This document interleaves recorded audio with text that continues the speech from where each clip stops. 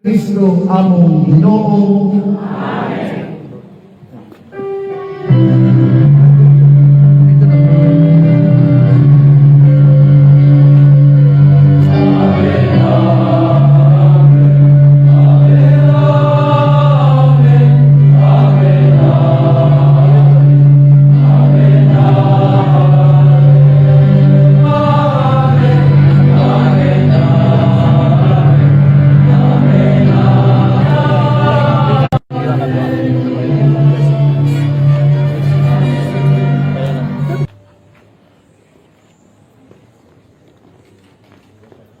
Nang binuksan, nag-bless si Archbishop Martin Humuan sa loob at nilagyan ng holy water.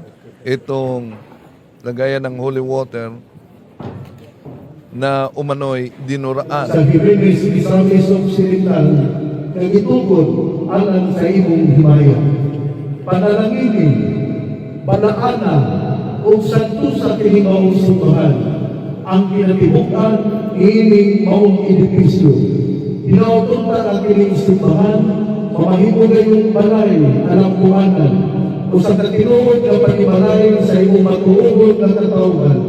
Ini among ipangayo, pinagi ni Kristo among Ginoo. This is our responsibility.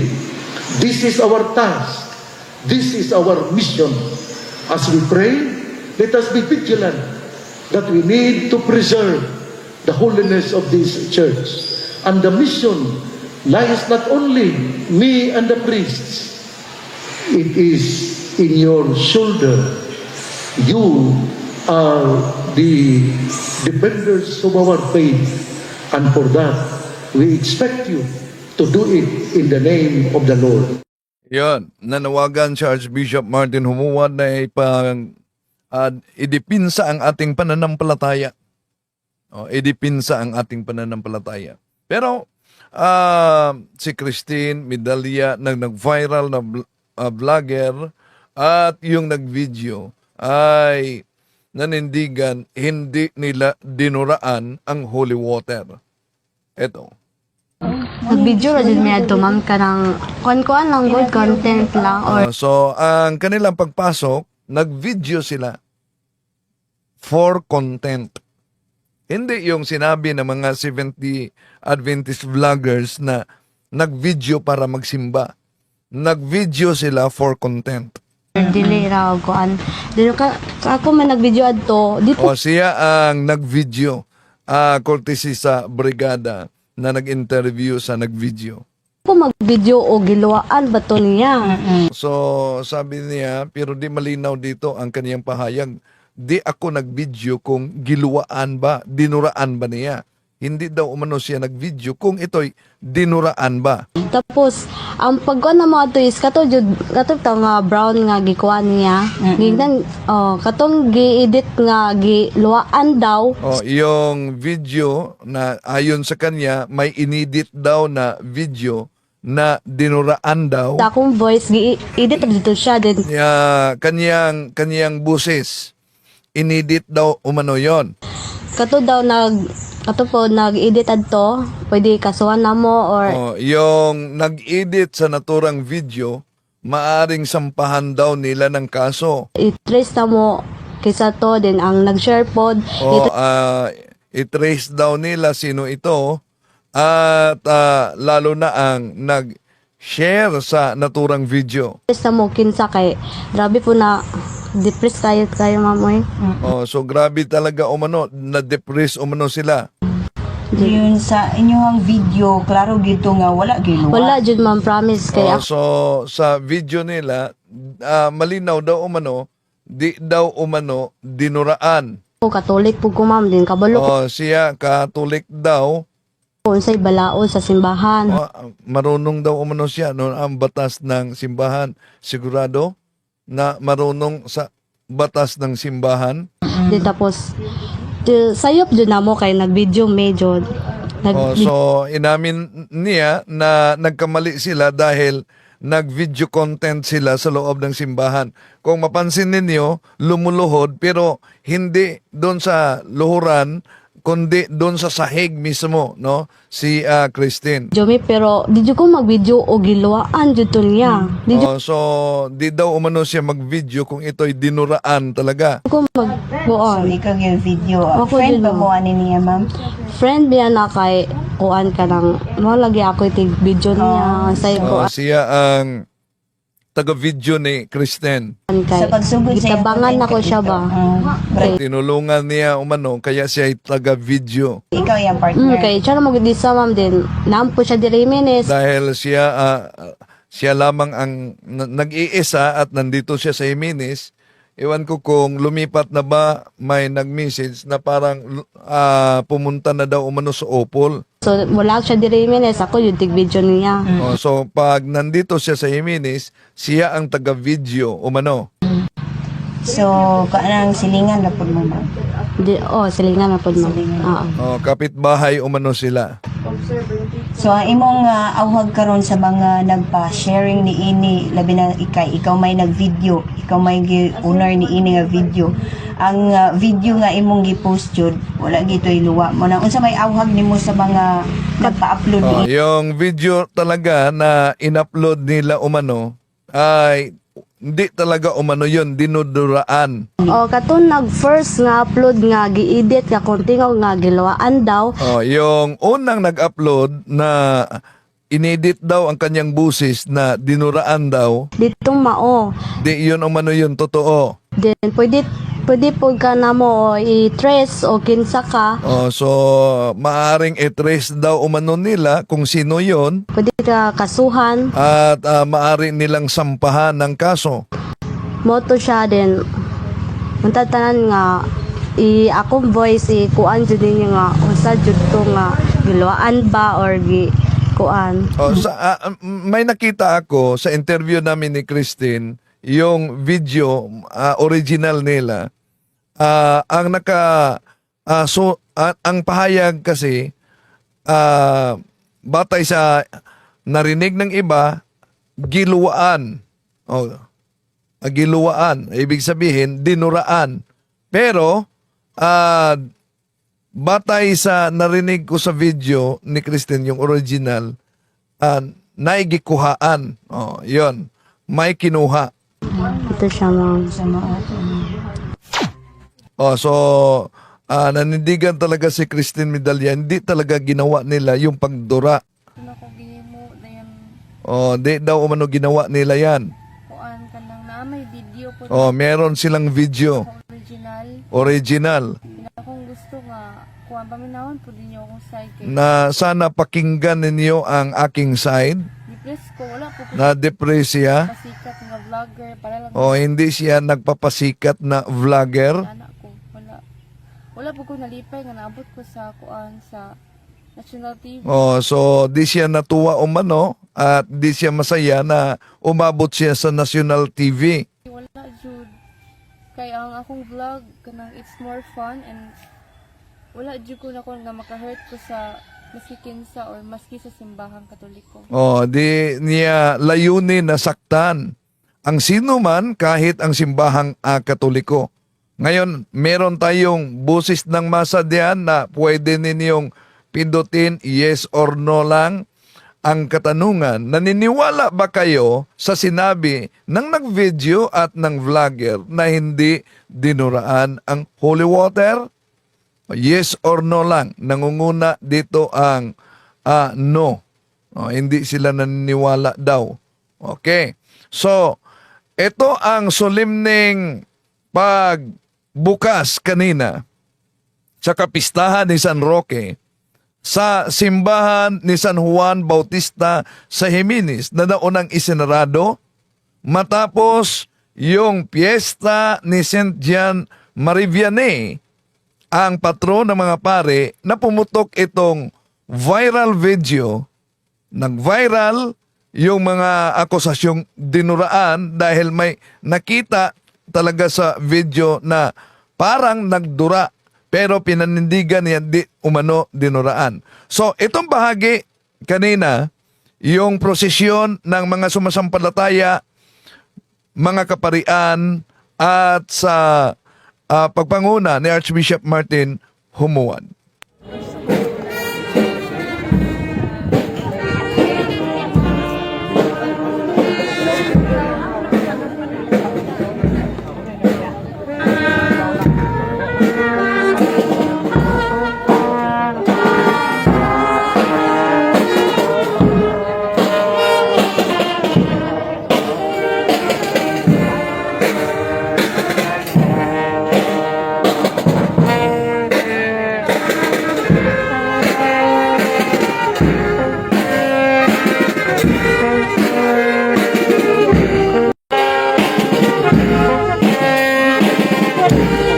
Sa simbahan.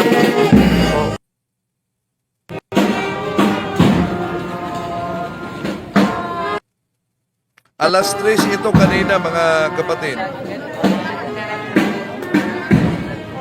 Sinagawa muna ang prosesyon sa mga sumasampalataya sa Jimenez, Misamis Occidental.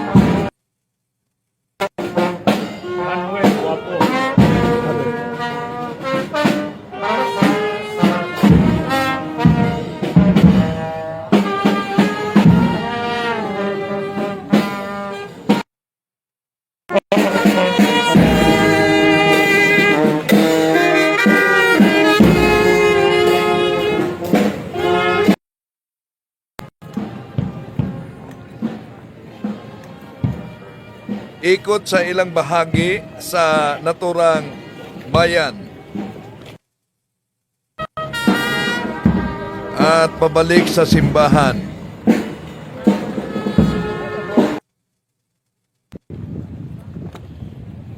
Ito na, papasok na sa simbahan. Sa pagkakataong ito, nanatili pa ring sarado ang naturang simbahan.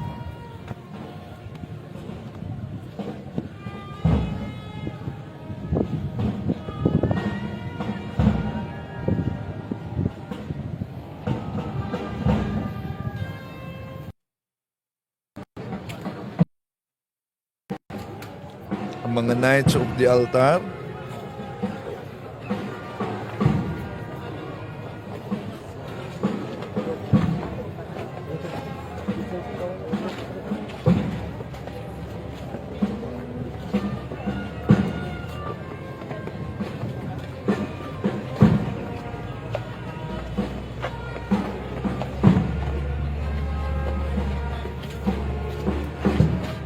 Ang mga Marian servers,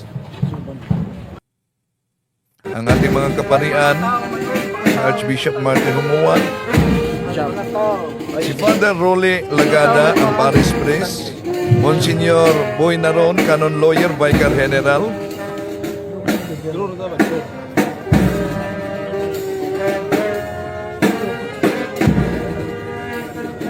hindi lahat na mga pari ang nagdalo. May nakita akong wala akong nakita dito. Ibang pare. So, papasok na sila sa simbahan. Ito, may ritual pa dito. Solemning ritual. At may litany of the saint pa na gagawin bago buksan.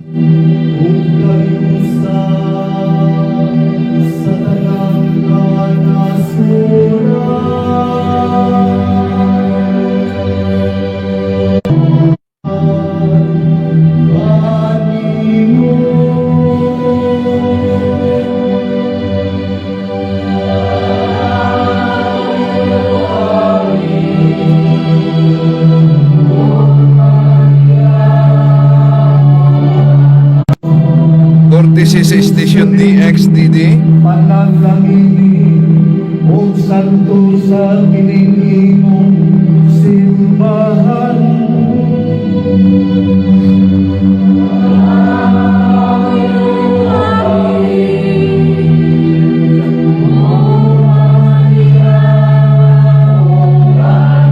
Ang bahagi lang sa litany ang ating ipakita.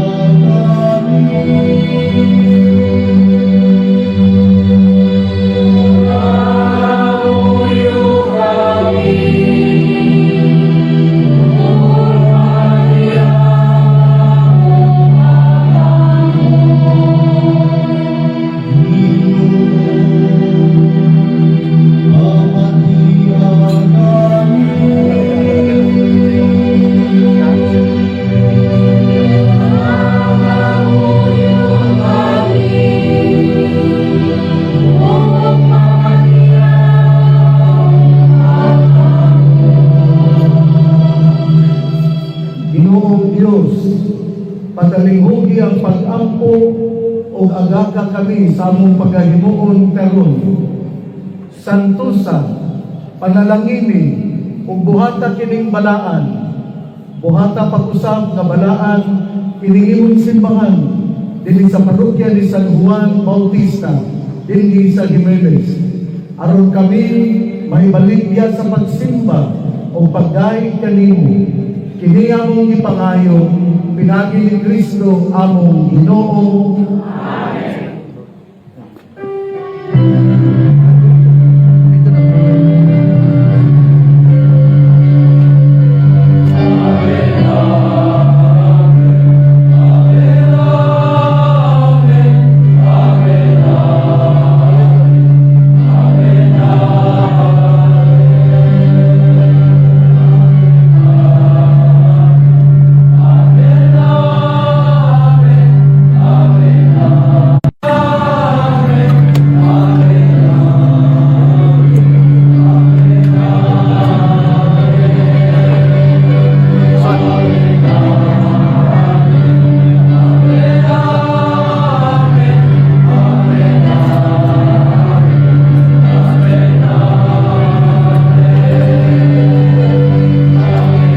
Bawat pintuan dito ay may silyo. Ngayon, buksan na sa piyesta ni San Roque.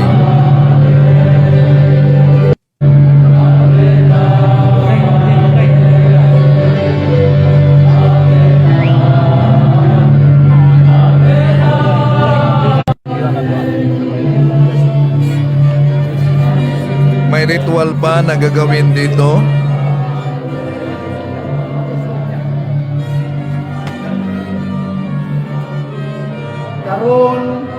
Karon ato simba sa Ginoo sa dili pa kita magsugod sa santos nga misa.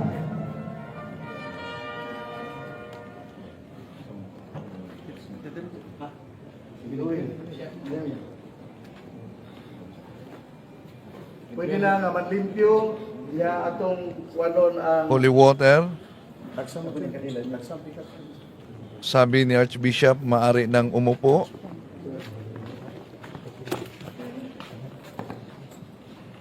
Okay, tinanggal yung holy water na umano'y dinuraan. Si Father Rolly Lagada, Parish Priest, kinuha ang holy water, papalitan ito.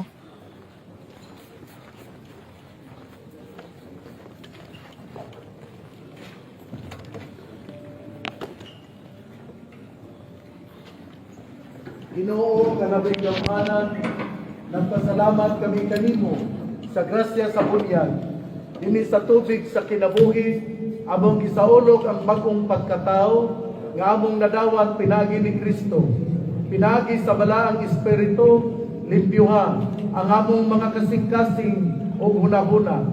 Himoa kaming matinud-anon nga mga sakop sa imong simbahan, ilibina dinhi sa parokya ni San Juan nga magbubunyag. Tabangi kami sa pagsunod sa imong kabubuton matag adlaw. Panalangini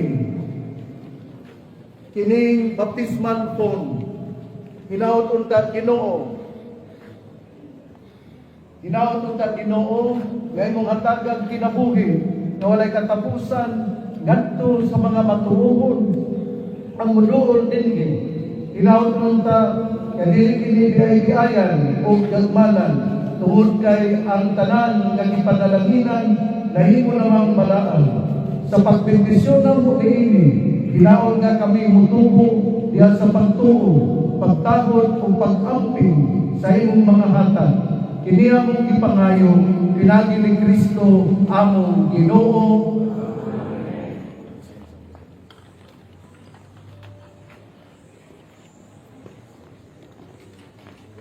Pinibless ni Archbishop Martin Humuad ang paligid sa simbahan sa entrance na bahagi.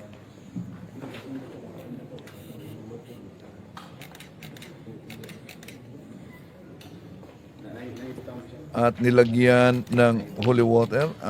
Okay, yung isa. Oh. Na yun ang nag-viral na holy water pond.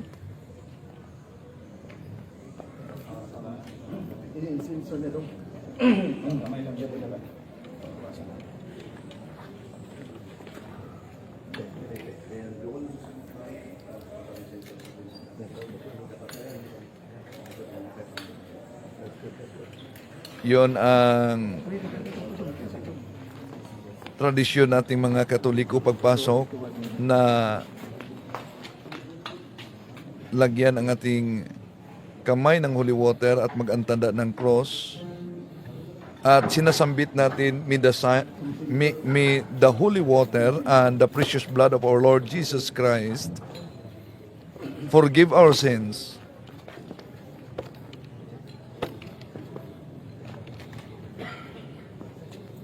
and relieve all souls in purgatory. Ito ang solemning ritual. Iniinsinsuhan pa ng arsobispo ang holy water font.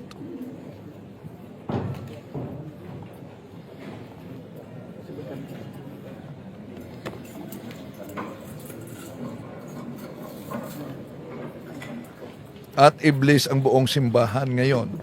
Karon atong panalanginan ihalad aron mamabalik ang pagkabalaan ining maong simbahan. Magampo kita. Ginoo nga among amahan. Ikaw ang tinubdan sa tanang grasya ug panalangin.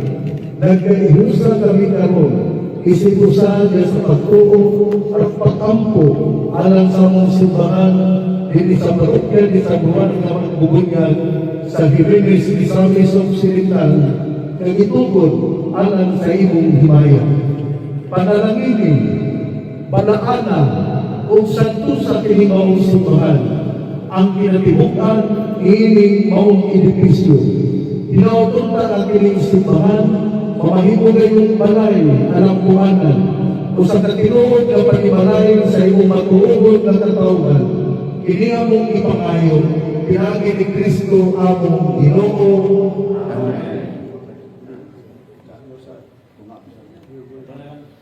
Insinso lang kami siya po.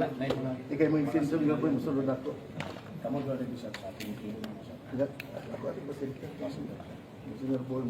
Vicar General Monsignor Naron ang mag-insinso. Susunod siya sa Arsobispo Archbishop Martin Umuwan.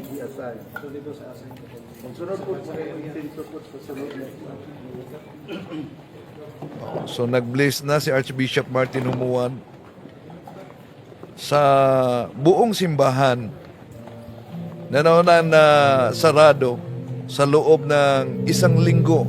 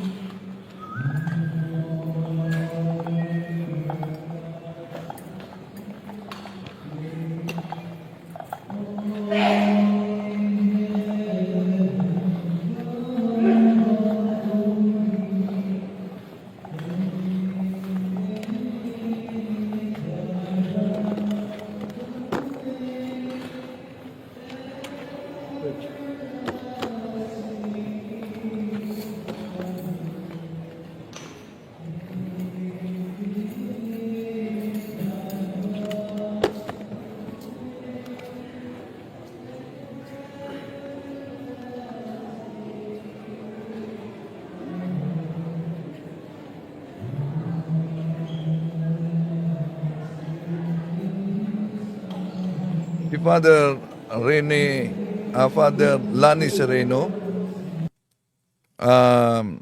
presidente ng mga kaparian. At pagkatapos diyan, sinimulan ang pagmimisa. Ang ipakita natin dito, yung humili, lamang bahagi sa humili ni Archbishop Martin Humuan. Gusto nyo bang isasalin ko pa sa Tagalog o tuloy-tuloy na lang natin ang humili? Comment kayo kung isasalin ko pa ba sa Tagalog maliban yung English na bahagi sa humili ng Arsobispo. Atong mahinumduman nga ni atong Agosto 3 atol sa kasaulugan sa Fiesta ni St. John Meridiani Sunday, ang patron namong mga Diocesanong kaparian. Usa ka buhat sa paglapas sa balaan nga butang ang nahitabo dinhi.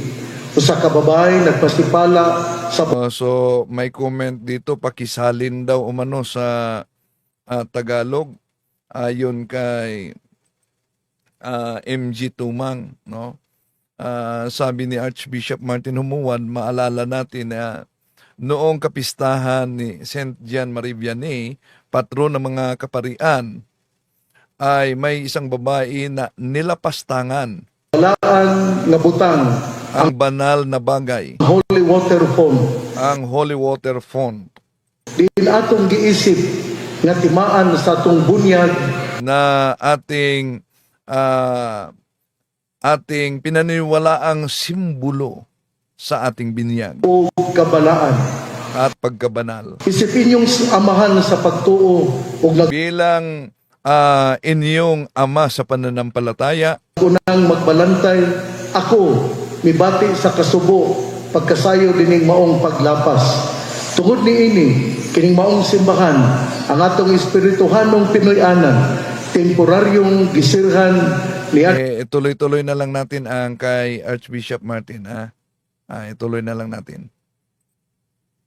atong Agosto 5 ugunya doon na kita'y seremonyas ni atong Agosto 7. Kung nato yung hinumduman gikan sa Agosto 5, 6, 7, 8, 9, 10, 11, 12, 13, 14, 15, 16 ika-12 karon ka adlaw o daw kini gapahinumdum kanato sa haligi sa ato nga pagtuo nga mao ang 12 tribes of Israel.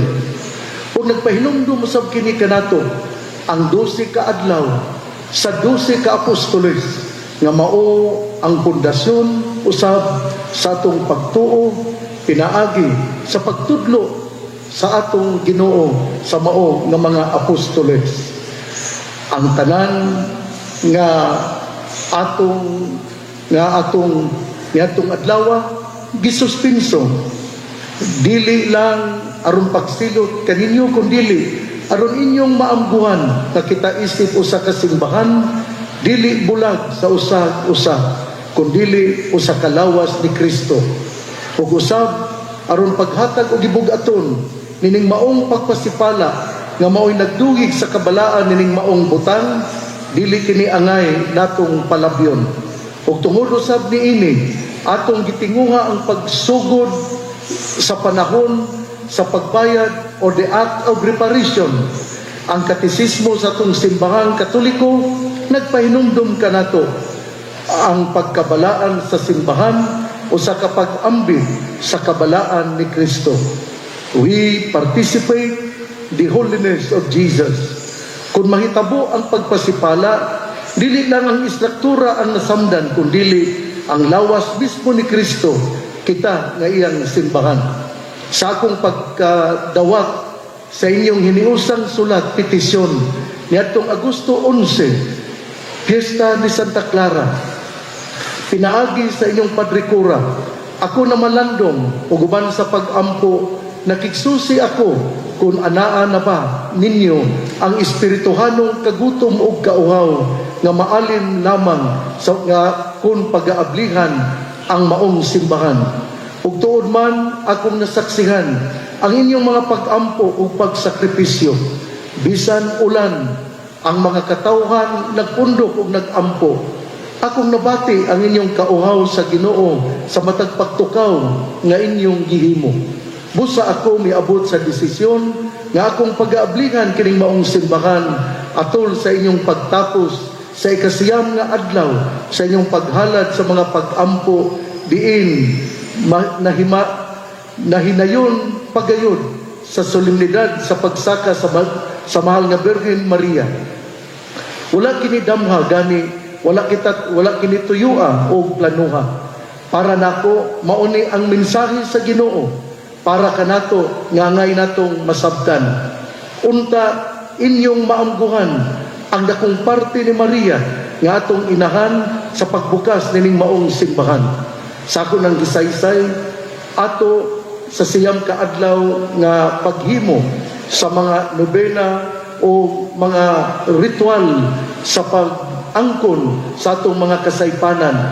Atong gitapos ngadtong kagahapon piyesta sa mahal nga Virgin Maria ang pagsaka sa langit. It is as if we are reminded that our prayers, our intentions, our petitions that the church will be open was brought by our Blessed Mother to the feet of our Lord Jesus Christ. It was our Blessed Mother who brought our petitions to the Lord so that this church, the symbol of our faith, will be open. Nalipay baka mo niini kung mao atong pakpakan ang Ginoo. Ang mahal nga Virgin Maria mao gayud ang nangunay pagdala sa atong mga pag-ampo ug sakripisyo aron sa laing higayon mahiuli ang kabalaan nining maong simbahan. Ang pagpasaka ni Maria usa ka timaan sa paglaom ug balaang kadaugan nga nagtudlo kanato nga bisan ang labing ngit-ngit nga mga pagsulay adunay saad sa pagkabanhaw ug pagkabalaan. Kining inyong simbahan, ang atong simbahan, naputos sa kangit-ngit sa pagpasipala. Karon atong puston pag-usab sa kahayag ni Kristo. Mao kini ang kadaugan, dili gayud makabuntog ang bisan unsang pagpasipala, pagbugal-bugal og mga dautan. Ang inyong mga sakripisyo, akong nakita, ang atong sakripisyo gidala sa atong mahal nga Virgin Maria dinha sa atong pagsaulog sa iyang pagsaka sa langit. Ang ebanghelyo karon nga gikutlo gikan ni San Mateo, diin gipanalanginan og gigakos ni Hesus ang mga bata. Nagtudlo kanato og usa ka mahinungdanong kamatuoran. Ang pagkabalaan naglangkob sa mga mapaubsanon og mga giisip sa katilingban nga mga huyang nga nagpaduol kanila ngadto kaniya. Ang inyong pagsakripisyo ug pag-ampo matag adlaw aron mabuksan pagbalik kining maong simbahan, pagpadayag sa usa ka kinaiya sa mga lumulupyo sa langit. Ang kinaiya sa bata, ang simbahan, bisan pa sa pagkadili hingpit nini sa tao, usa ka balaan nga dapit diin gibubo ang panalangin sa Dios. A church is not a museum of saints, but a hospital for sinners like me and you. Pinaagi sa pag-usab sa pagpahinungod nining simbahan sa adlaw sa piyesta ni San Roque. Gipamatud-an nato ang atong pagsalig sa makaalim nga kaluoy sa Dios aron ipahiuli ang pagkabalaan niini ug aron panalipdan kini gikan sa umaabot nga kadaot. Panghinaot usab nga paghihikapon sa Ginoo ang kasing-kasing sa maong nakahimo sa paglapas sa pagpasipala nining atong simbahan. Kaluy-an ug pasayloon unta siya sa atong manunubos. Sa laing bahin, angay natong masabtan nga ang reconsecration isip pagpag-o sa pagpahinungod sa usa ka sagrado nga dapit alang sa pag-alagad sa Dios. Paghinlo niini gikan sa pagpasipala o pagpahiuli sa katuyuan niini usab isip usa ka santuaryo sa grasya o pag-ampo. Ang ikaduhang Konsilyo Vatikano nagapahinumdum kanato sa dokumento sa Sacrosanctum Concilium nga ang sagradong mga dapit kinahanglan takos ug angay aron ang balaang pagsimba mahimong sa ulugon diha kanila sa takos ug hingpit nga paagi. Sa wala pa buksi ang simbahan, niluhod ako, nangalyupo, nga unta ibalik ang pagkabalaan sa maong simbahan. Giablihan nato ang simbahan, ato nga gipanalanginan, pinaagi sa tubig bendita, sa holy water, o gisundan usab kini sa pag-insinso sa tibuok nga simbahan. Atong hinumduman nga ang tubig mao sinugdanan sa kinabuhi, ug ang insinso mao simbolo sa pangamuyo. Akon ang insinso moabot na gali sa langit, dunggon gayud sa Ginoo ang atong mga pangamuyo. Mao nagilukop nako sa mga kaparian, pagbendita ang maong simbahan, ug unya gisundan kini sa insinso, tungod kay ang insinso simbolo man sa pagbalaan, pagpadala sa atong pangamuyo ngadto sa Ginoo. We bless the church, and it was followed by the incensation of this church in order to remind us that the holy water brings life to this edifice, to this church, and it was followed by the incensation in order to remind us again that the prayer, our prayer, will be brought to heaven. Sa katapusan, mag-uho na to ang atong pagsalig o commitment nga atong atimanon o paggaon kining maong simbahan, nga mao'y atong dangpanan sa matag dawat nato sa mga sakramento gikan pa sa atong mga katigulangan.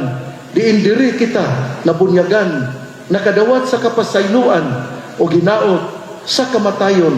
Diri usab kita mutapos sa maong balaang dapit alampuanan. Ang Ginoo nagpanalangin sa tanan nga moduol uban sa pagtahod, pagpaubos o pagtuo. Sama sa iyang pagdawat sa mga bata, mausab ang simbahan, pag-aabligan aron kita, dawaton o pasudlon, bisan sa atong kaubos o pagkauyamot o pagkamakasasala, kay ang Dios maayo o manuloyon. Hinaot nga si San Roque, ang atong langitong tigpataliwala, din atong gisaulog karon ang iyang kapistahan. Si San Juan Bautista, ang atong patron, mo'y mugiya kanato sa pagpanalipod o pag-amuma sa pagkabalaan nining maong simbahan. Natong tanan, padayon kita nga atong ambingan, atong higugmaon, ug dili nato ug dili kita mutugot nga adunay manamas-tamas sa atong pagtuo. Kinahanglan nga ikaw ug ako magmabinantayon aron duna gani mo pasipala, mo intensyon nga mo pasipala ato dayon sila o siya nga badlongon.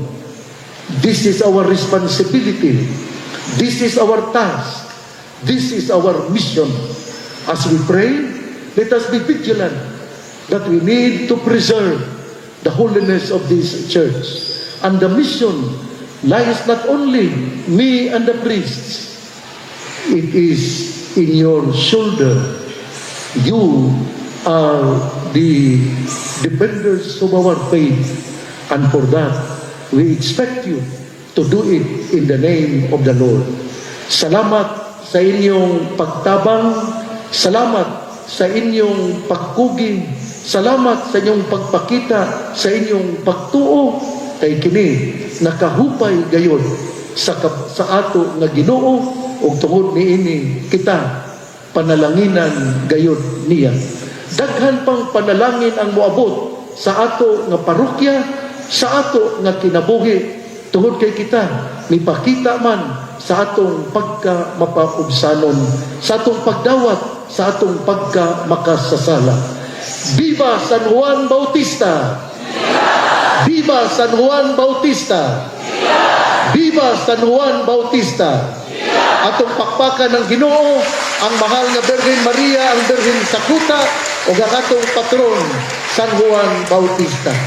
Karon manindog kita, o akong hangyoon, ang adunay kandila nga ilang dakutan, ang maong kandila aron kita musaad ngadto sa Ginoo, atubangan sa altar, atubangan sa atong patron, sa atong pagpanalipod, sa atong renewal of our commitment to defend our faith. Okay, so may renewal of commitment to defend our faith. Yun ang sabi ni Archbishop Martin Umuan. Nasa canon law yan. No? Lay people have the duty and the right to acquire the knowledge of Christian teachings so that they may be able to live according to this teaching, to proclaim it, and if necessary, to defend it. May necessity ba na idipinsa natin ang ating pananampalataya? Nasa Acts and Decrees of Second Plenary Council of the Philippines, pahina 80-81, paragraph 222. Apologetics has always been part of the pastoral and theological tradition of the church. We must today be willing and able to defend our teachings in public fora, and we need to equip the faithful so that they can defend their faith. Ito na lang ang pahayag ni Father Ruli Lagada, Parish Priest sa naturang parokya. Mayong hapon sa tanan. Atong pagpakan ang Ginoo ni kasinatian na atong nasinati karon. Tunang-una pasalamatan gyud nato ang Ginoo sa iyang pagkuban, paggiya nato sa unsay angay nato nga buhaton aron ang ato ang simbahan pag-ablihan, pag-usab. Napapakan nato ang Ginoo. Ikaduha ang ato ang kalahuron nga Arsobispo, Archbishop Martin Sarmiento Humuad Didi. Archbishop, daghang kay salamat sa imong paggiya o sa imong gyud ka ni pasagad no. Sige gyud og anhis bishop bisan og nasirado ato ang simbahan. Kanunay sa nga nakikistorya nako unsay buhaton o nangumusta. Kumusta pud mo? Gikumusta mo ni Archbishop. Una Bishop, daghang kayong salamat. Personal po na po nga pasalamatan ako ang assistant si Padre Romel. Nung kami yun mag-sharing sa ito nga nangibuhaton na ito ani Padre Romel no? Sa pagpangaon, diya sa mong pag-ampo. Muna nga Padre Romel, daghang salamat no? Kay kita rin magyod ang magkasabot no, sa ato ang kagalingan. Daghang salamat sa Parish Pastoral Council. Ang ipanguluhan ni Ma'am Josephine Galay o sa mga kauban. Kapagpakan ang ato ang Parish Pastoral Council, ang ato ang Parish Finance Council, ang ato ang mga tribo nga maugyod ang nag-lead sa prayer vigil sugod sa August 7, taman kagahapon. Atong pakpakan ang atong mga tribo. Makatandog ang inyong gihimo tungod kay miingon lang man ko nga mag-prayer vigil ta. Gahuna-huna ko nga mag-abot ta dinhi. Pero sugod dahil sa inyong kapilya, gahayk panday mo. Galakaw mo niya wala gyud ko ni ingon nato niya. Pagkabalo nako miingon mo nga apil ni sa among sakripisyo pader para maablihan ang ato ang simbahan. Manang salamat kayo atong pakpakan ato ang mga tribo. Pasalamatan po nato ang atong mga kauban ako nga mga kaparian.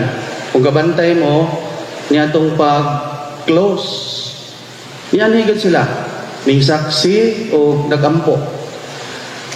Mingbati sa kaguol po nato. Kaguol na mo o kaguol lang itong tanan. O niya atong August 7, niya atong reparation, katong gihimo nato nga pagkumpisan, napod sila. Una nga salamat kayo ninyo mga padre, mga bra, no? Salamat brother. Daghang kayo salamat. Salamat sa mga GSK leaders, mga chapel leaders. Salamat ni Doktora Rosa Lantaka o sayang mga kauban nga niya karon dinhi. Daghang salamat. Nagrepresenta sa atong mga eskwelahan, sa atong ACE. Salamat po sa tanan ng mga mandated organizations nga niya karon dinhi.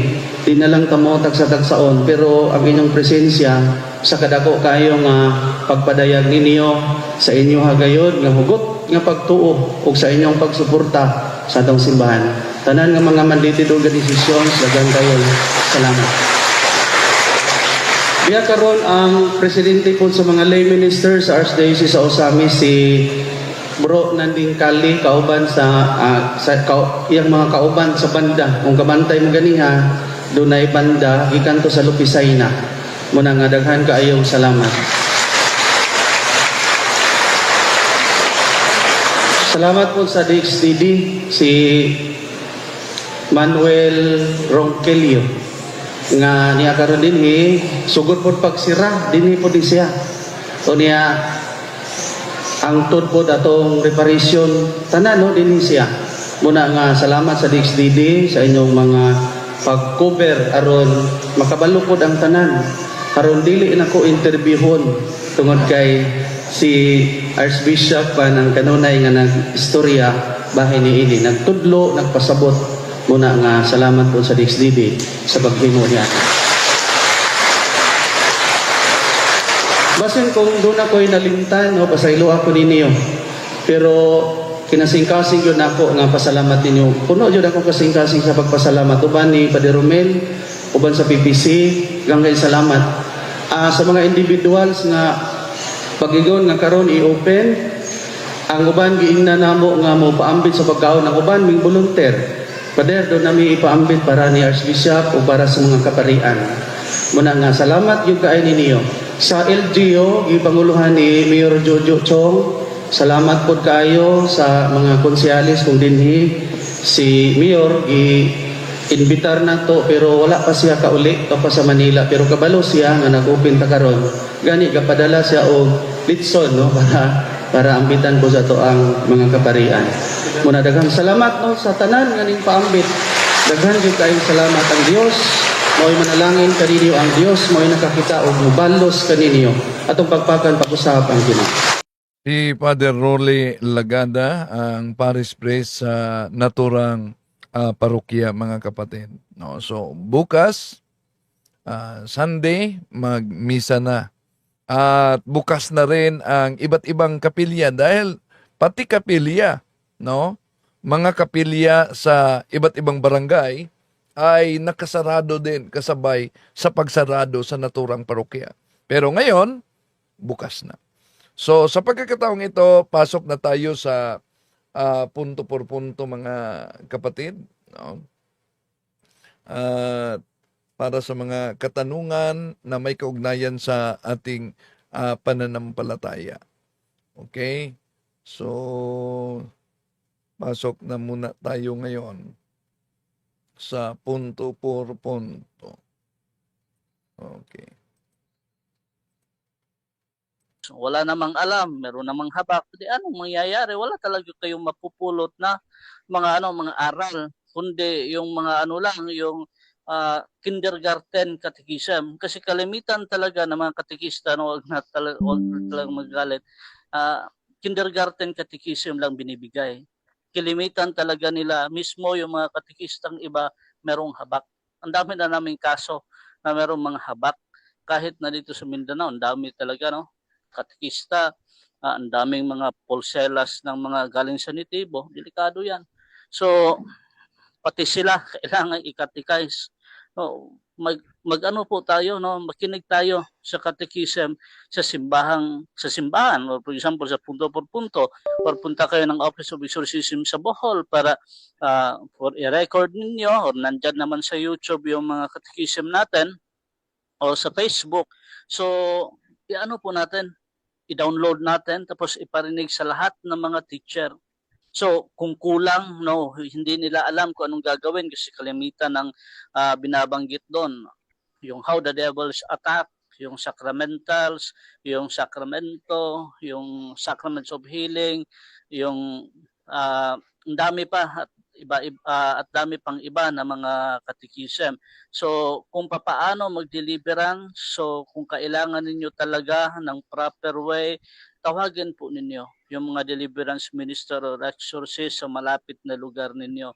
Kasi yan po ang pinaka-importante, hindi yung deliverance diretso. Kasi useless yung deliverance diretso kapag kakulang ka ng katekismo, Yun ang pinaka-importante nating maintindihan. Kasi dito din sa Bukidnon, sa Balubal, ah, alam ninyo, merong isang estudyante na nangahas siya na palayasin yung demonyo kasi nakikita niya doon sa YouTube na nagpapalayas ng demonyo yung mga albularyo. So nangahas siya, alam ninyo, siya ngayon mismo ang grabe yung possession na nangyayari sa kanya. Halos hindi na siya nakapag-aral dahil po doon. Hindi ko alam kung kasabi ko papuntahin dito pero hindi pumunta. So bahala na sila. Problema din nila yan. So kapag hindi sila makinig sa advices natin, wala tayong magagawa. Hayaan natin. Kasi yan naman ang yan naman ang pinaka-importante na dapat sanang gawin yung makinig sa katekism. Hindi yung puro albularyo talaga ang nila, yung nasa isip nila, yung mga nitibo, yung tinatawag nila. Tapos pinapaduguan yung buong campus. Pati yung mga teachers involved dyan sa padugo. So hanggat maaari, kapag gusto talaga ninyong matuto, yun lang ang gawin ninyo. Tapos lahat ng mga teachers talaga, meron talaga silang exorcism oil, exorcism salt, at saka exorcism water, at saka mga sacramentals, ilagay nila sa corner ng kanilang room para iwas po possession. Kasi ang dami mga estudyante na yung broken families, kalimitan ang napuposes. Bakit? Meron silang galit sa kanilang nanay at tatay. Meron silang unresolved negative emotions. So, ang dami talaga. Meron silang trauma. So, hindi talaga yan may iwasan sa isang eskwelahan.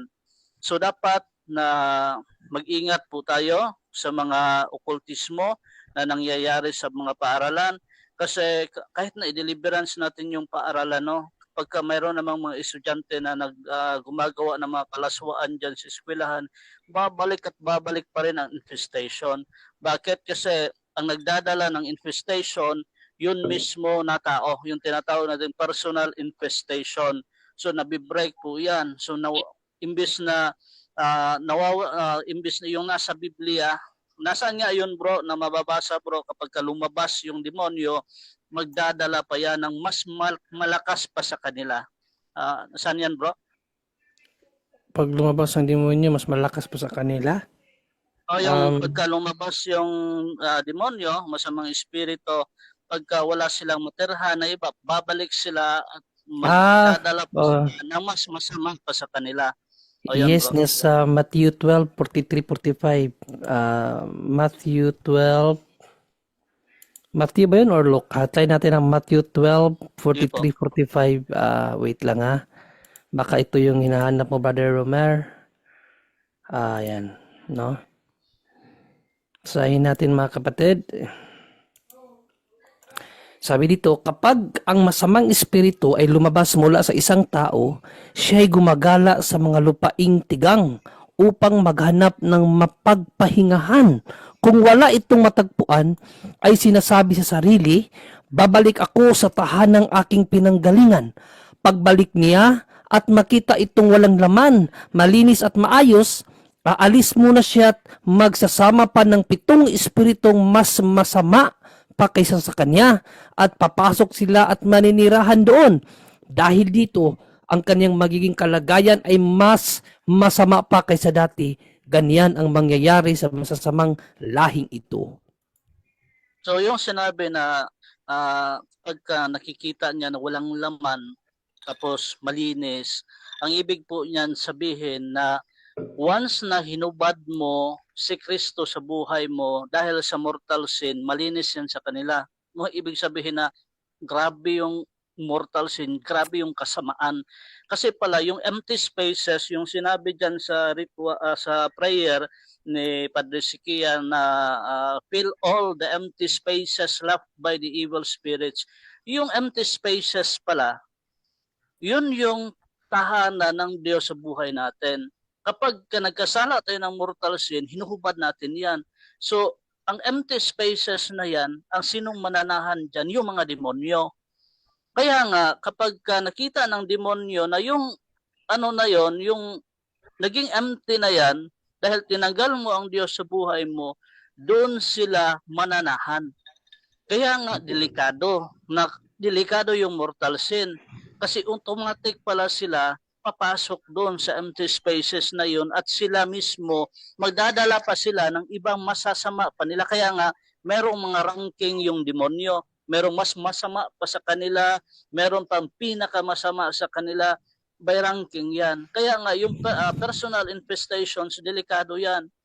Kasi iba't iba yung mga estudyante na nandoon sa mismo na paaralan. Iba-iba yung kaso, may mga open yung psychic ability. Yan ang isa sa dahilan kung bakit nagiging infested yung bahay ninyo or yung mga bahay, yung mga paaralan. Kaya nga kapag for example yung asawa mo open yung psychic ability, posible talaga na ikaw mismo mahahawa doon kasi iisa lang yung bahay ninyo. Kaya nga kailangan talaga na ma-renounce po yan lahat. Malaki no. Nung tawag nito, marami talaga na dapat gawin. Nung kailangan talaga ng catechism, yan ang pinaka-importante. At mahaba-haba talaga yung proseso niyan. So hindi lang diretso deliverance. So yun lang ang sagot natin, bro, Junre. Ayan, maraming salamat, Brother Romer. Andyan ba si Brother Romel Palma? Mayroon kasing tanong direkta sa kanya eh. Bro Romel Palma, andyan ka bro?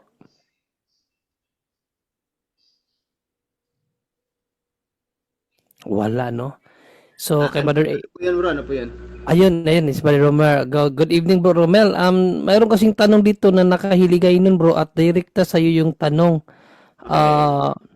Si Alii, sabi niya, good eve, bro. John Ray, tanong ko po kay Brother Romel na taga Iloilo. Kasi sa Our Father na amay namon sa hiligay nun, bakit ba mga sa amay namon nga yara ka sa mga langit, Brother Romel? Okay, so actually may particular na sinabi din diyan sa Corinthians na merong tinatawag natin na third heavens. Kaya sinasabi diyan na ama naming kung sa translation pa sa wikang Filipino na amay namon na yara ka sa mga langit, it was been translated to ama namin na nasa mga langit. So wala naman, ganito kasi yung explanation diyan eh. Ay yung nakikita po natin sa himpapawid na nililiparan po ng mga ibon, that is also called langit din po yan. Okay, langit po yan. So, at saka yung nakikita po natin na kung saan yung mga bituin, yung araw, yung buwan, that is also called langit din po yan. At meron din pong particular na kinaroroonan ng ating Diyos na yan din po ay tinatawag na langit, but that is unseen. Hindi po natin nakikita. Yun yung sinasabi din ni San Pablo sa Corinthians na meron siyang nakitang na nandoon na mismo sa langit. So kaya nga kung titingnan natin, kahit kasi saan na konteksto, ang Diyos ay nandiyan naman talaga. Kaya sinasabi na nasa mga amay namon nga yara ka sa mga langit, or in translation sa wikang Filipino, ama naming nasa mga langit. But then kung titingnan natin, yan ay nag-explain lang sa atin na ang Diyos ay ang kinaroroonan niya ay yung nasa rurok ba yun sa wikang Pilipino? Yung pinaka taas ng taas, no? Na kung titingnan natin kasi tulad po ng explanation ko, yung nililiparan po ng mga ibon, langit din po yung tawag sa kanila, yung kinaroroonan po ng between buwan, araw, langit din po yan, at yung kinaroroonan ng Diyos, langit din po yun. Kaya nasa pinaka higher part of heaven. Ayan, maraming salamat, Brother Romel. At ang sinasabi ni Brother Romel na talata sa Korinto, nasa ikalawang Korinto 12:2, basahin mo natin. 2 Corinthians 12:2, ito ang ating mababasa, no? Kasi even in Cagayan nun, yung Cebuanong salita, yung sa panalangin namin sa ama namin, ganun din eh. Amahan namo na maanaa sa mga langit. Mga din ang ginamit sa Bisaya, mga din ang ginagamit, no? So ang sinabi ni Brother Romel na talata, basahin natin ito. Sabi dito, may kilala akong isang Kristiyano na dinala sa ikatlong langit. So ito yung sinasabi ni Brother Romel na ah, part ng langit, no, nasa ikatlong langit. 14 na taon na ang nakalipas, hindi ko lang matiyak kung iyo'y isang pangitain lamang o tunay na pangyayari. Diyos lamang ang nakakaalam. At dito din sa awit 19:1 din, may binanggit din na mga langit, no? Awit 19:1. Basahin natin sa Bible kung mayroon bang mga langit na binanggit talaga, no? Kasi yung panalangin natin, biblical po yan. So may mga langit ba sa Bible? So yan. So ito po ang ating mababasa, no?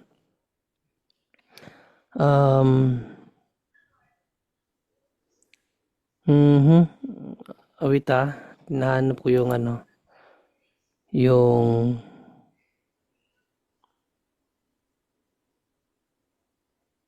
anong talata? Awit 19:1. Mga awit, wait mga awit or awit lang? Awit. Salmo yan, di ba? Salmo. Oh, mga awit, bro. Mga awit. Mga awit. 19:1. Awit 19:1. Anong version ba to? Ano kasi dito kalangitan eh. Wait, hanapin kong version na baka sa ang salita ng Diyos. Kalangitan dito sa sa isang salin ng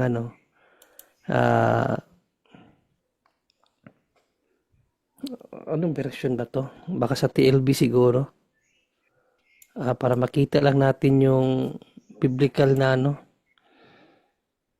kalangitan pala dito. Pero dito sa kasi sa may binigay sa ChatGPT, mga langit ang nakasulat sa awit 19:1. Basahin ko na lang.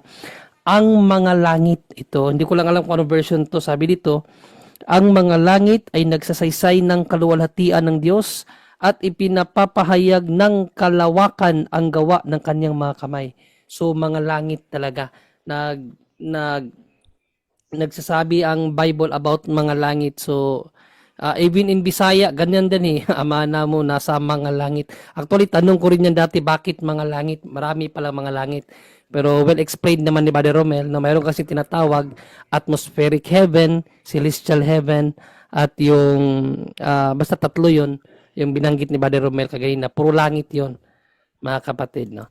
So dito naman Brother Angel, by the way, maraming salamat Brother Romel. Dito naman Brother Angel kay Cute ng Bagyo, di siguro siya nakakita ng link kaya dito na lang siya nagtanong. Sa mga gusto po lang pumasok sa Zoom, mga kapatid, nasa channel po, Facebook channel ni Vicente Mejiliano yung link, ha. So punta lang po kayo sa channel ni Vicente Mejiliano para po sa link sa punto por punto. Ang tanong niya, Brother Angel, good evening po Brother John Ray, ask ko lang po, ano po ang charismatic group? Mga Katoliko po ba sila? At paano natin sila makikilala? TYSM. Okay, ang tawag po sa simbahan niya na CCR, no, sa buong mundo, Catholic Charismatic Renewal, CCR. Yun ang tamang ang correct na na pangalan ng mga grupo ng mga tinatawag nating charismatic group, renewal yan. So specifically Catholic Charismatic Renewal, sila paano mo makikilala? Usually yan laging may misa yan, no, sa nila. Sa pagka nagpupulong yan, may misa. O kaya pag pumunta ka yan, usually nag-aano rin yan ng mga sakramento rin. No, nangangaral sila tungkol sa mga sakramento.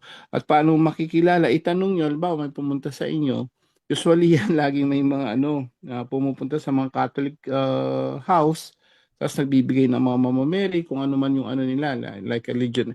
Ang Legion of Mary, iba yung community, iba yung Catholic community group. Iba naman yung Catholic Charismatic group. Yung mga Legions of Mary, CWL, yan, Knights of Columbus, mga community po yan. So, magkaiba yon. Pag sinabi mo charismatic, actually, medyo mas malalim siya at May ano yan, may connection dun sa mga Pentecostal group, yung mga born again ba? Hallelujah, kumbaga gumaya pagdating doon. At kakaiba yung ano nila, not like mga ibang grupo, no, may certain lang ginagawa kagaya ng Legion of Mary. Usually focus lang sila diyon sa Mama Mary, tapos magro-rosaryo, tapos na. So yun po kapatid, paano mo makikilala? Usually yan mga Katoliko yan pumupunta sa mga Catholic. Yun ang makikita. At ang aral nila Katoliko din. At mga Katoliko ba yan? Charismatic, yes. Ang tawag yan sa buong mundo, marami yan. Ang tawag dyan, Catholic Charismatic Renewal. At yung kanina bro Junri, una pa lang, kahit sabihin natin nasa langit ang Diyos, gumawa pa rin siya ng langit eh. Genesis nga bro, chapter 1 verse 8. 1:8, Genesis 1:8, Genesis 1:8. Gumawa siya ng langit. So mayroon siyang langit na heaven na tinatahanan. Pero gumawa siya ng langit para sa mga ano. May iba pa ba langit? Yes. Tinawag ng Diyos ang kalawakan na langit, o yung kalawakan langit din. Nagkaroon ng gabi at nagkaroon ng umaga ang kalawang araw. Kasi sa uno-uno nito, nang pasimula nilikha ng Diyos ang langit at ang lupa. So, itong langit na ito yung abode of the angels. Pero dito sa 8 pala, yung kalawakan naman, no? Ang kalawakan na, tinawag ng Diyos ang kalawakan na langit. So, magkaibang langit, pero isa lang siya langit. Brother Angel. Kaya nga dun sa nagkakamali sila sa Exodus, yung sa Exodus 20, 1-4, yung mga protestante natin na wag kang gagawa ng anuman sa langit, sabi nila. Akala nila sa langit mga santo yon. Mga langit yun yung mga sinasamba ng mga buwan. Kasi langit din yun. Dun actually Celestial heaven tawag doon, celestial heaven. So, doon nagkakamali. Bakit kayo may tao sa langit? Bawal yan. Sabi, di ba? Bakit kayo may larawan? Kasi bawal ang gumawa ng larawan na doon sa langit. Sabi yung ganun. Doon pa lang sablay na yung mga ano nila, no? Yung mga interpretation nila. So, iniisip nila yung langit dahil nga ang mga santo galing sa langit, si Jesus, si Mama Mary, bawal daw lagyan ng Hindi nila alam noon pa man may sinasamba na yan na yung langit na tinatawag yan, yung kalawakan. Minsan, di ba, laming sumasamba sa buwan, sa araw, di ba, at sa mga bituin, sumasamba yan. So, isa po yun sa mas maganda at idadagdag natin doon. Na daming nagkakaproblema, bakit daming mga langit? Kasi nga, may word na langit talaga, physically na nakikita. Na ginawa niya talaga, unword talaga, the same word, langit pa rin. But hindi yun ang tinatahanan ng Diyos talaga. Yun po bro, John Ray, dagdag lang. Brother John Ray, nasa yes, brother. awit 1:8 ng ang dating Biblia. I already sent the verse in our GC na tugma talaga sa translation ng Bisaya at saka Hiligaynon yung mga langit. Pwede mo mabasa yan. ADB. Awit, ano yun bro? Awit 8:1. EDB? Yes. ADB awit 8:1.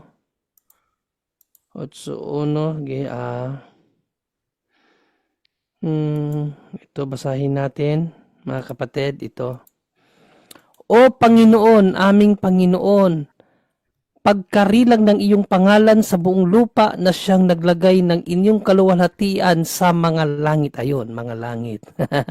So, wag na po tayong sa 3 din ba de Romelo? Sa 3? Sa 3 oh. Sa 3 ganun din. Pagka binubuhay ko ang iyong mga langit, ang gawa ng iyong mga daliri, ang buwan at ang mga bituin na iyong inayos. So, biblical po talaga yung word na mga langit, kapatid. So, wag na po nating tanungin bakit mayroong mga langit sa panalangin. Kasi biblically speaking, mga langit ang ginawa ng Diyos, hindi po langit lang. Ayun, so dito si Fire Eyes, may tanong si Fire Eyes. Asan na ba yun? Kay Fire Eyes. Wait lang nawala yung tanong niya, di ko na nakita eh. Asan na ba yun? Fire Eyes. Nawala yung tanong ni Fire Eyes. Wait lang Ah, saan na ba yung tanong niya? Ba't nawala? Hindi ko na makita tuloy. Ito na lang kay Max Suop. May purgatorio po ba sa langit? Ay, ano ba namang tanong yan, Max Suop? Langit nga tapos purgatorio. Iba ang langit, iba ang purgatorio, iba ang impyerno.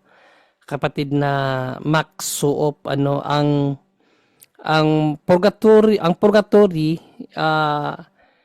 sa aral ng simbahan nasa ano siya sa basahin ko ngayong ano ito, kung saan nakaano yung purgatory, saan siya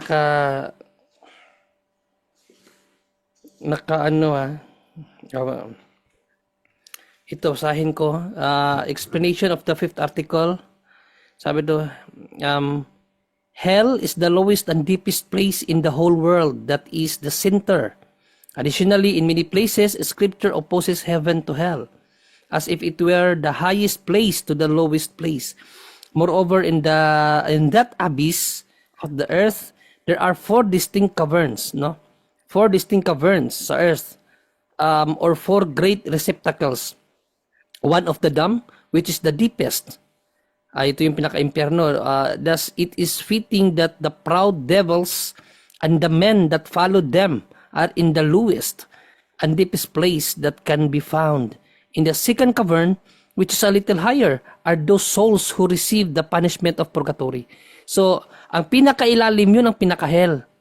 Ang sinundan noon, yun po ang purgatory.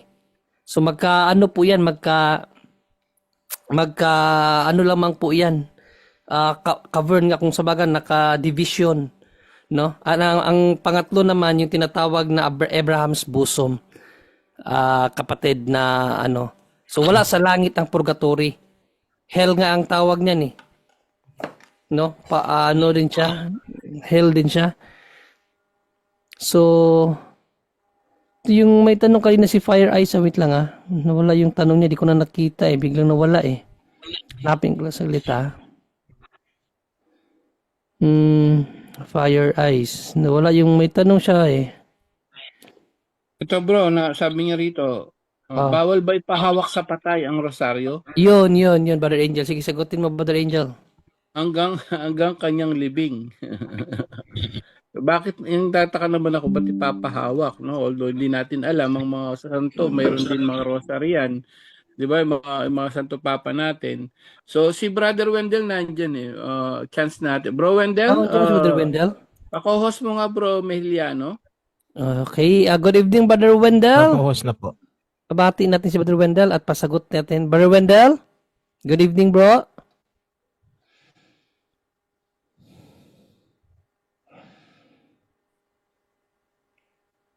Baka wala sa upuan niya, Brother Angel. So, si Brother Romer na lang. Brother Romer.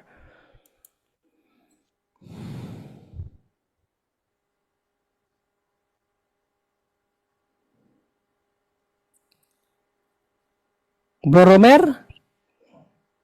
Hello. Oh. Okay. Yun.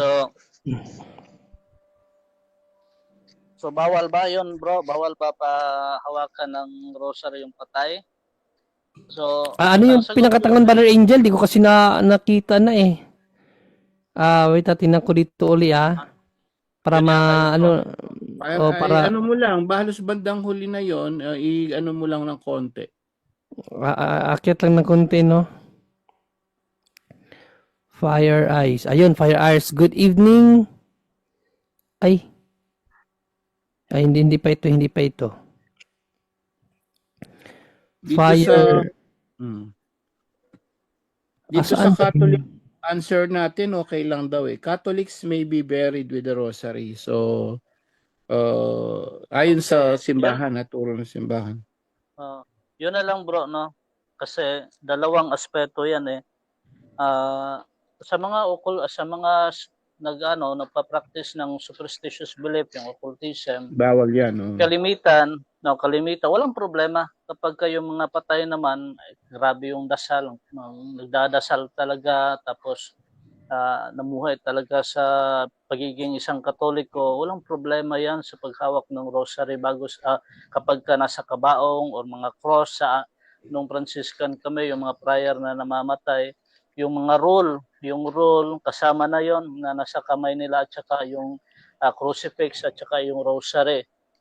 Pero sa pangalawa naman na aspeto, yung sa superstitious belief, yung pinapahawakan nila na rosary pinuputol. Kasi para nila na kapag hindi daw yun putulin, mayroon talaga magsusunod na merong susunod na mamamatay. So di po yun pwede. Wag na lang ninyong pahawakin ng rosary yung patay na yan kapag ganoon ang ginagawa ninyo. Kasi sacramentals yan, tapos pinuputol nyo. So mayroong sacrilege na mangyayari dyan. So meron nga na isang storya din na nakalimutan nila na putulin yung rosary. So naalala nila Sa ano pala, Brother Romer, sa punto na ito, yun daw namatay, bago siya namatay, inano daw niya, parang hiling, sabi niya dito, hiling kasi nang namatay, isama daw niya yung gamit niyang rosary. Matagal na siyang patay.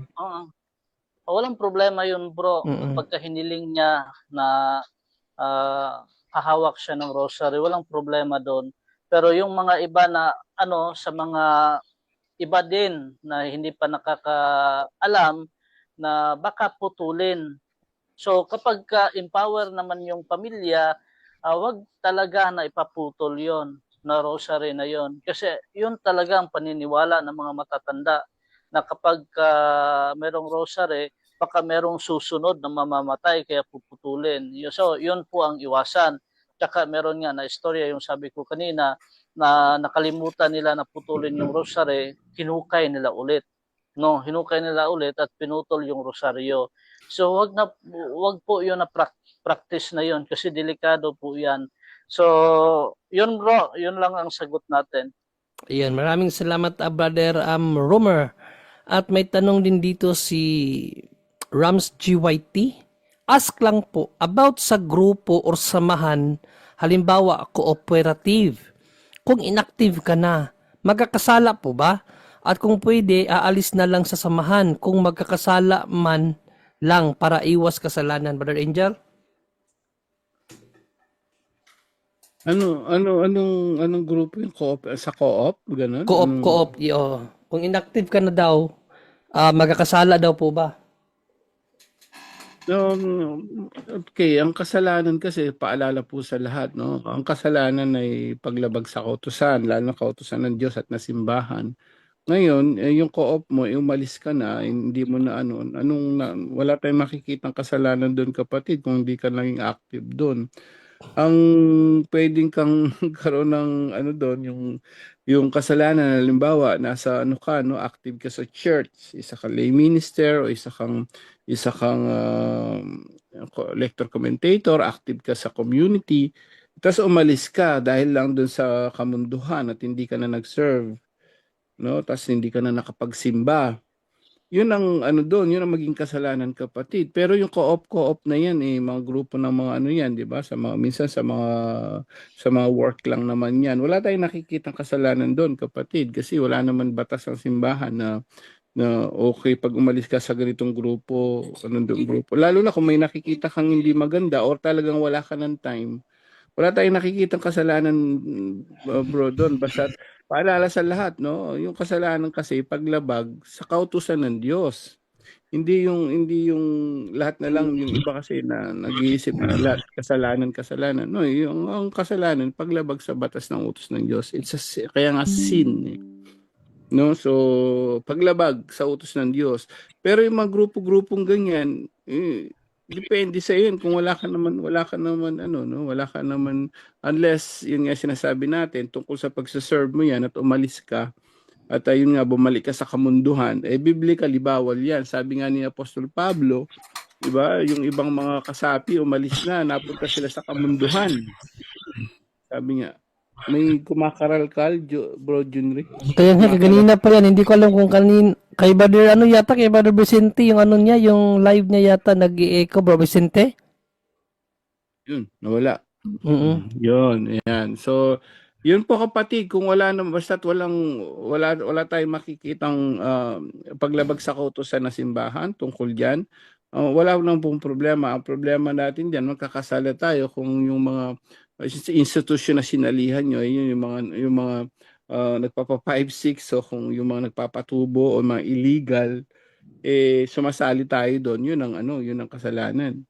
Pero kung wala naman at wala naman connection sa spirituality, morality, wala tayong nakikitang kasalanan, Brother Rams. Sabi niya, Brother Angel, yung iba po nagsiservisyo sa simbahan pero inactive. Pero nagsisimba naman at hindi naman nakafocus sa kamunduhan. Magkakasala din po ba siya? Yun ang nagiging problema doon, no? Sabi nga ni sabi nga ni Jesus, no? Madalas siya sinasabi, unang-una sa batas na sinabihan siya, 22:22 ng Mateo, no, sinabihan siya ng mga tao, ng mga ng mga skriba, ng mga pariseo, ano po ba yung pinakamahalagang utos? Pag-ibig sa Diyos. So, ang nangyayari kasi sa tao, no, pag-ibig sa Diyos, pero yun nga, hindi ko alam bakit kapag naglilingkod na, bakit hindi ka active? So, makikita mo yung doon, medyo may problema tayo doon.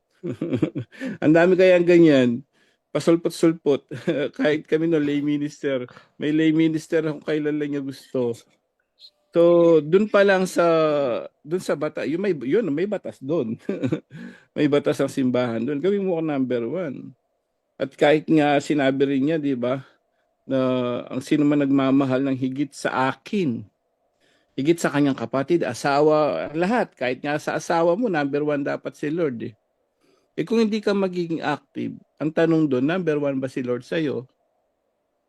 Doon ko kinukuha yung mga tinatawag na simple analogy natin dun sa spirituality natin, titignan mo sitwasyon.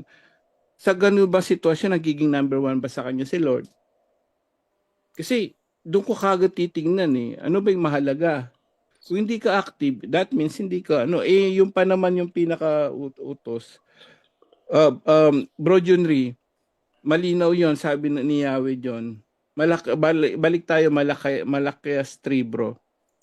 18, una yung 16 tapos jump to 18, bro. Malakias 3?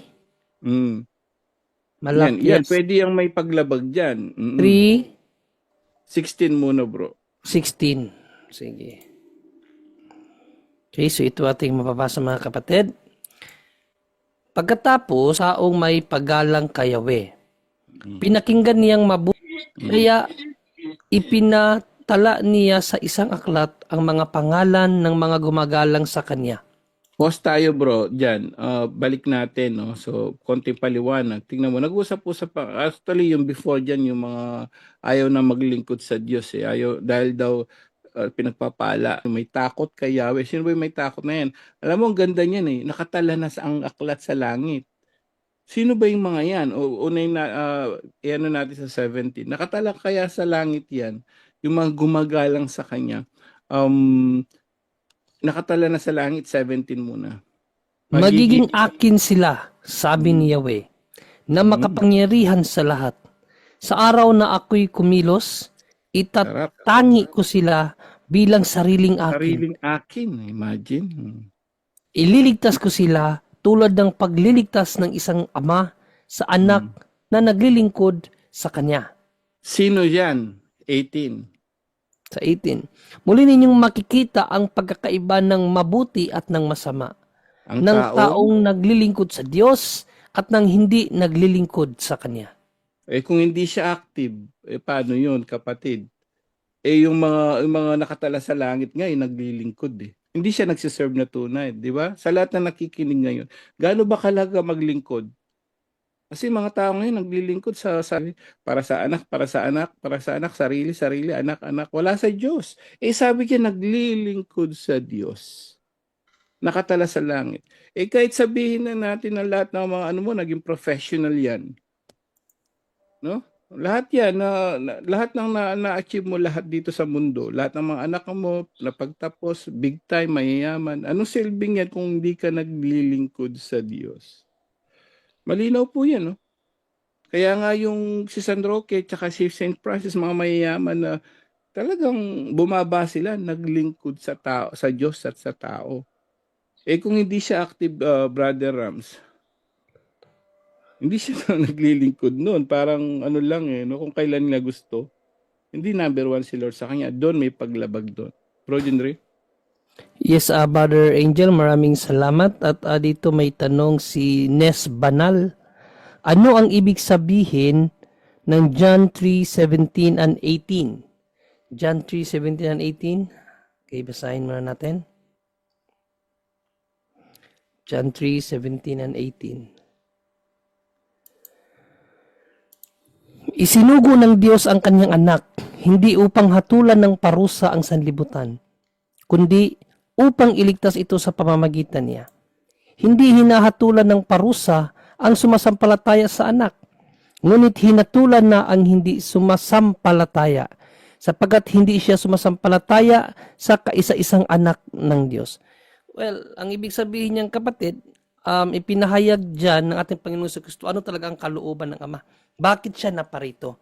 Naparito siya una, no, hindi upang hatulan ang mga tao, kundi ang sino mang sumampalataya ay magkaroon ng buhay na walang hanggan. Yan ang sinabi niya sa 16.